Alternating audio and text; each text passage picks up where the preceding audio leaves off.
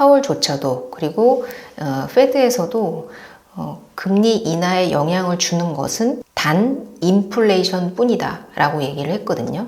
그러니까 페드는 참 확고한 것 같아요. 고용 지표와 그리고 인플레이션 지표를 통해서 금리를 인하할 것인지 말 것인지에 대해서 결정하는 부분에 대해서는 참 확고한 것 같습니다. 우리나라하고는 조금 달리, 주택을 걱정하시는 우리 하는 총재하고는 조금 달리 인플레가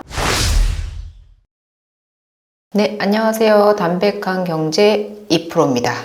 네, 아까는 둔촌주공 관련된 시세에 관련해서 방송을 만들어 봤는데요. 그거는 어디까지나 제 먹고 사는 문제 때문에 올리는 것이다 라고 좀 양해를 부탁드리겠습니다. 저도 이제 일을 하는 사람으로서 부동산 업을 하고 있는 사람으로서 둔촌동에 2호점을 차렸기 때문에 그리고 궁금해하실 분도 분명히 있을 거라고 생각이 들기 때문에 참고해 주시고요.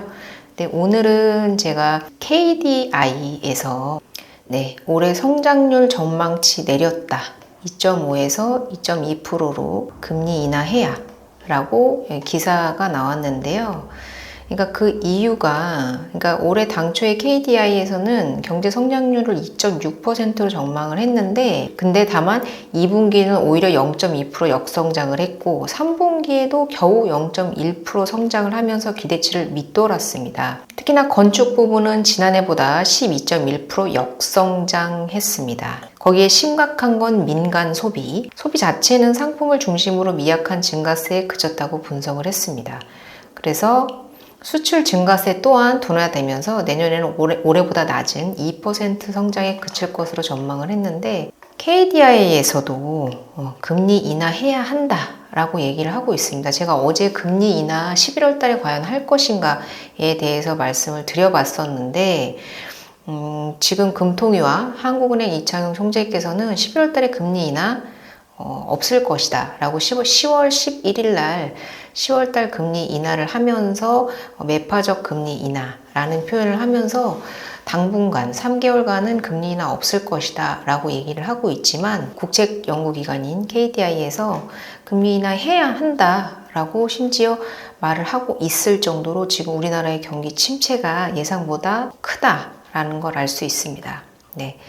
이제 그 대출 규제가 워낙 심각하게 이루어지다 보니까 지금 서울의 주택 거래 한파, 당연히 거래를 안 하는 것이 아니고 못하게 하고 있는 상황이거든요. 그러니까 대출을 안 내주니까 집을 못 사는 상황이다. 근데 신고가를 갱신하는 지역들, 그러니까 신고가까지는 아니더라도 계속해서 고가 행진을 하고 있는 서초, 강남, 송파 같은 지역들을 제외하고는 기본적으로 어느 정도 대출을 받아야만 가능한 건데 그런 부분에 대한 강력한 규제 때문에 거래량이 7월 대비 75%가 급감을 했다고 합니다. 그러니까 7월 달에는 가장 폭발적으로 상승했던, 그러니까 투자자가 지금 현재는 없거든요. 그러니까 투자자가 2주택자, 3주택자가 되는 건 지금 현재는 어렵기 때문에 지금 1주택자의 갈아타기 그리고 무주택자의 실수요가 줄을 이루고 있는 상황에서 거래량이 8,000건을 돌파했어요. 7월 달에 8,000 약 900건 정도를 돌파를 했는데 지금 75% 정도 급감했다고 얘기를 하는데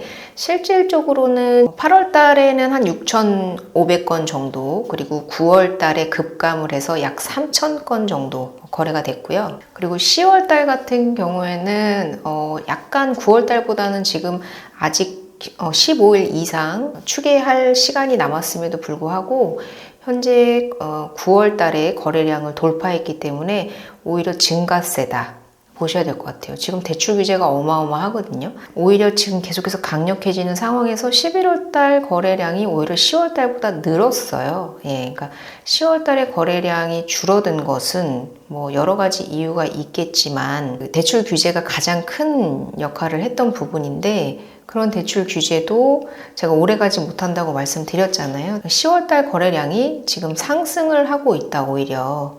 근데 보시면 정부 규제에서 이제 대출을 안 받아서 들어가시는 것이 아니라 그 거래 증가량이 대부분 비은행으로 몰리면서 10월 은행 주담대 3.6조로 급감을 했으나 그 외의 금액은 이금융권으로, 비은행으로 몰리면서 오히려 서민들 그리고 일반 차주분들께서 금리가 인하됐음에도 불구하고 금리의 부담을 더 크게 지어야 하는 상황에 놓이게 되었다. 어쩔 수 없이 움직여야 되는 상황인데 대출은 나오지 않기 때문에 대출이 나오는 곳으로 이동을 하면서 이제 받겠다는 사람은 많은데 금액은 한정되어 있다 보니까 금리가 높아지면서 지금 현재에도 오히려 올해 초는 금리 인하에 대한 기대로 3%대의 대출이 가능했는데 지금은 약 4% 중반에서 후반까지 지금 금리가 형성되고 있다. 국내 은행 가계대출 3.9조 원으로 한 달 새 1.7조 원이 축소가 됐는데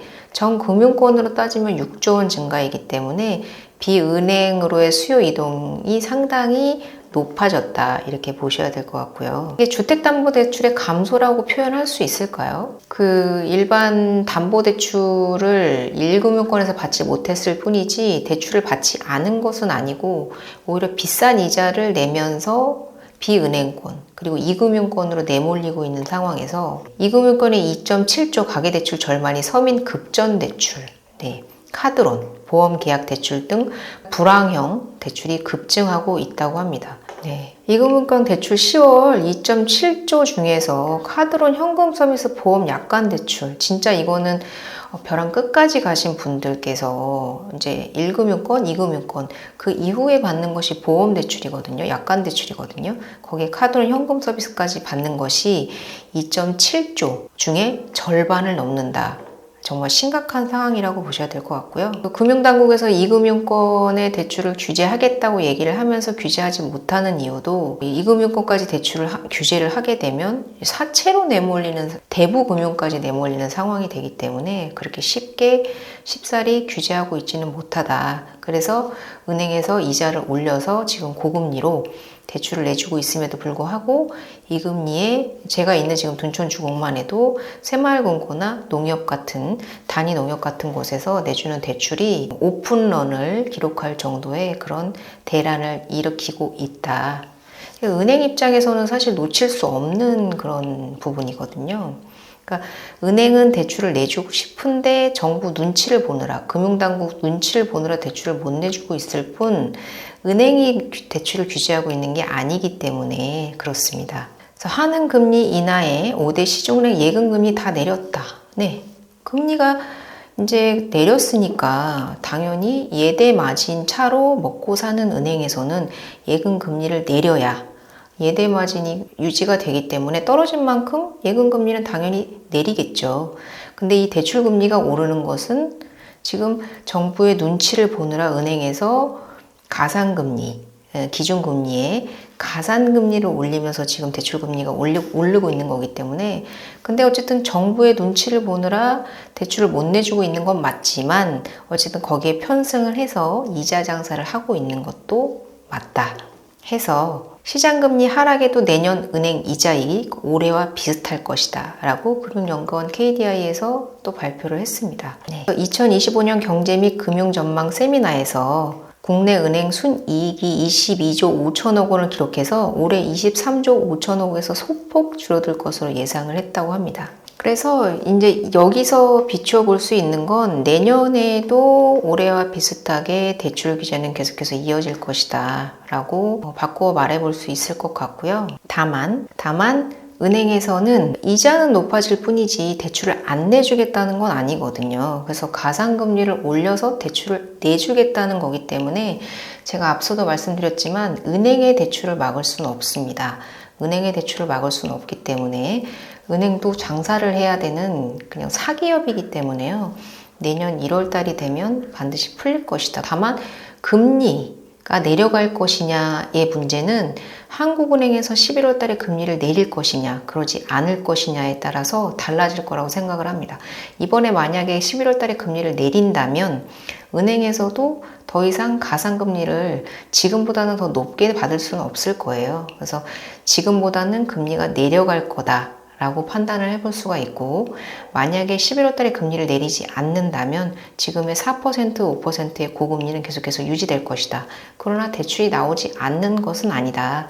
비싸게 받을 뿐 차주의 그런 부담이 높아질 뿐 대출을 못 받는 것은 아니다. 다만 디딤돌 대출과 같은 정책자금 대출은 지금 기금이 허그나 그리고 LH의 자금이 그렇게 녹록지 않은 상황이에요. 지금 허그 같은 경우에는 그 전세 보증 사고 때문에 지금 4조 원 정도를 대환해줘야 되는 상황이고, 그러니까 대신 갚아줘야 되는 상황이고요. LH 같은 경우에도 지금 빌라나 임대주택 같은 것들에 대한 부분에 대해서 지금 공급을 해야 되는 부분도 있고 기본적으로 어느 정도의 재정 적자가 있는 부분이기 때문에 그렇게 좋지 않은 상황에서 기금에서 어느 정도 금액을 끌어다 쓴 부분이 있다 보니까 오히려 정책자금 같은 경우에는 내년 상반기까지는 그러니까 예산 측정이 어떻게 될지에 따라서도 또 달라지겠으나 내년에 55조 예산을 풀겠다고 말은 하기는 했으나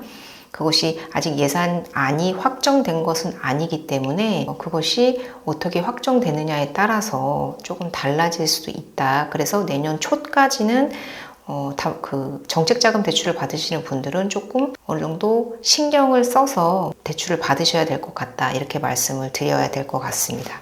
그래서 지금 금융연구원에서는 한국은행에서 금리를 내려야 인하해야 한다라고 얘기를 분명히 하고 있고 그 경제 성장이 저하되는 이유로 가장 큰 이유로 내수 침체와 그리고 건설 경기 부진을 꼽았거든요. 그러니까 지금 기존에 앞서 방송에서 말씀드린 대로 PF 대출에 대한 이자 부담 그것이 상당히 큰 상황이라 지금 부실 채권도 시장이 화랑이다 라고 제가 말씀을 드렸잖아요. 그래서 지금 그렇게 무너지는 건설사들이 너무나 많기 때문에 건설 경기가 오히려 역성장했다. 12% 역성장했다라는 건 상당히 지금 건설 경기가 상당히 안 좋고 그로 인해서 내수 경기에 큰 영향을 주고 있다. 사실 부동산 경기가 우리나라에서는 상당히 큰 부분을 차지하는 부분이기 때문에 그런 건설 경기의 부진이 지금 내수 침체에 영향을 주고 있다. 그래서 KDI에서도 금리 인하해야 한다. 라고 얘기를 하고 있습니다. 근데 그 어느 누구도 어떤 전문가도 11월 달에 금리 인하 한다고 얘기하고 있지 않습니다. 금리 인하 불가능할 거라고 얘기를 하고 있지만 그냥 저는 인하해야 하기 때문에 할 것 같다 라고 말씀을 드리고 있거든요. 뭐 어떻게 될지는 모르고 사실 이건 저만의 생각이기 때문에 사실 정답이 아니라고 제가 앞서도 몇 번 말씀을 드렸고 페드워치를 한번 볼까요? 네, 지금 11월 달엔 금리를 내렸고 12월 달에 또 금리를 내릴 것이냐. 파월은 분명히 11월, 12월 달 두 번에 걸쳐서 금리를 내리겠다고 했는데요.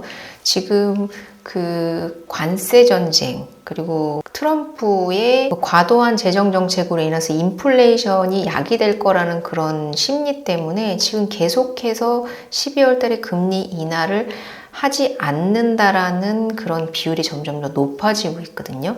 아직까지는 0.25%포인트 내린다라는 비중이 58.7%로 높게 나타나고는 있지만 불과 한 달 전까지만 해도 84%의 비율로 12월 달에도 금리를 내린다라고 얘기를 하고 있는데 지금에서는 58%까지 내려왔습니다. 일주 전만 해도 70%였는데 또 지금에 와서는 10% 정도 내려간 58.7%. 그래서 금리를 12월 달에 인하할지 안 할지 갸우뚱한 상태입니다.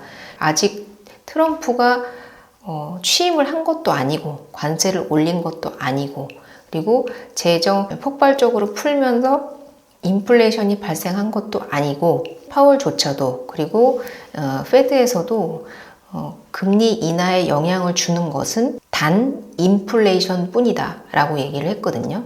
그러니까 페드는 참 확고한 것 같아요. 고용 지표와 그리고 인플레이션 지표를 통해서 금리를 인하할 것인지 말 것인지에 대해서 결정하는 부분에 대해서는 참 확고한 것 같습니다. 우리나라하고는 조금 달리 주택을 걱정하시는 우리 하는 총재하고는 조금 달리 인플레가 야기되지 않으면 금리는 인하하겠다 라고 페드에서 분명히 지금 밝히고 있기 때문에 시장에서는 이러하게 지금 기대를 하고 있지만 11월 달 발표될 인플레이션 그 CPI가 발표가 되면 그때에서 인플레이션에 큰 영향이 없다면 금리는 내릴 것이다. 저는 이렇게 기대를 하고 있습니다. 페드와치 같은 경우는 계속해서 심리이기 때문에 변하기 때문에요. 이 부분은 제가 주기적으로 한번 업데이트를 해드리도록 하겠습니다. 이상 오늘은 여기까지 마치고 도움이 되셨다면 구독과 좋아요를 부탁드리겠습니다. 감사합니다.